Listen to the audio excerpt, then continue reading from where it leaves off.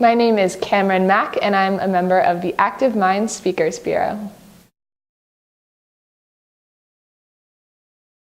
I grew up and I felt like I couldn't talk about what was really going on for me. I struggled with depression and I struggled with manias, and I later learned that I had a diagnosis of bipolar disorder.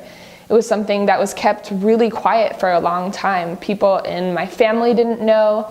I had friends directly ask me, where have you been all this time when I went away to treatment? And I told them that it was for physical health reasons. I lied to them. So I wanted to join Active Minds because I knew that there had to be another way, that I didn't have to keep these secrets, because they felt like secrets, like deep, dark secrets that were holding me down, and people weren't seeing the whole me. When I got to college, I started out and I thought that everything was going to be fine because I'd had a lot of treatment before that time. I had been on medication, I had done therapy, I had learned a bunch of coping skills, I had gotten everything in place. I had a roommate and I was going to do extracurricular activities and I was going to take all the coolest of cool classes. And I realized when I got there that I couldn't feel the same excitement about school that I thought I would be able to.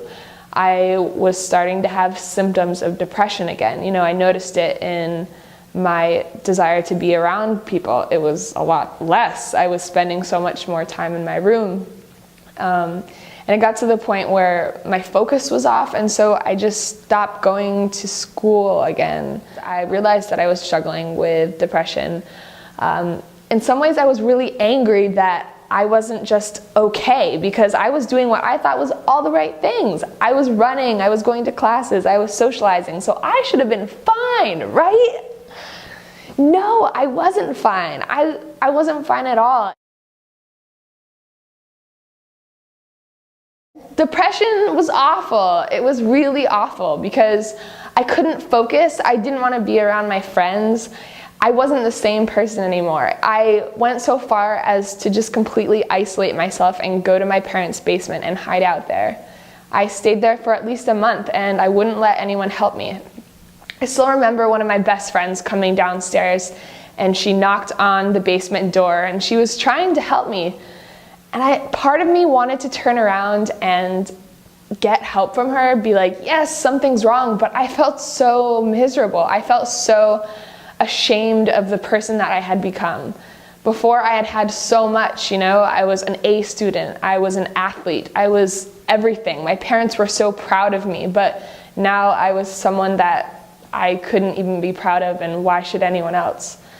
So I stayed there and I isolated, and that's really dangerous for me because when I'm isolating, all I have is my body and my brain, and what's inside my brain is just a bunch of negative thoughts, all telling me that life is miserable and things will never get better, and that's what I listened to. And I got to the point where I thought things were so hopeless that I should give up, and in some ways I did. I tried to take my life. I've had to seek help over and over again for all sorts of things. It's a constant coming out process. There's no one-stop shop for all your mental health needs. It's this constant thing you have to go through. It's this constant reevaluation, because every day you have more experiences and you're gonna have new stressors, and even if I think that I know this disorder that I live with, I don't, another time. I have to continually figure out what works. Just because exercise, socializing, and sleeping worked in this part of my life doesn't mean that it's gonna work exactly the same way another time. I just remember speaking as a teenager on queer youth panels, talking about my experience as a transgender youth. And we'd go around to all these rural Vermont schools and we'd talk about what it was like to be in high school. And I had experienced bullying because of that. And there was part of me that really loved sharing that story, but another part of me that just really wanted to share my mental health story. because that was so present for me. I mean, the queer stuff was really important too, but that felt like a really big secret, and I didn't know how to incorporate it into my talking about what it was like to be a queer youth. And mental health impacts me in every single way. It's just in my life all the time. You know, am I going to go to sleep at midnight tonight, or am I going to stay up all night? Am I going to eat well? Am I going to socialize? Like, all of those things are really important, and just feeling like you can't talk about mental health, at least for me, it was completely suffocating. And every time I told my story about being queer, I knew that there was a part of me that was being silenced.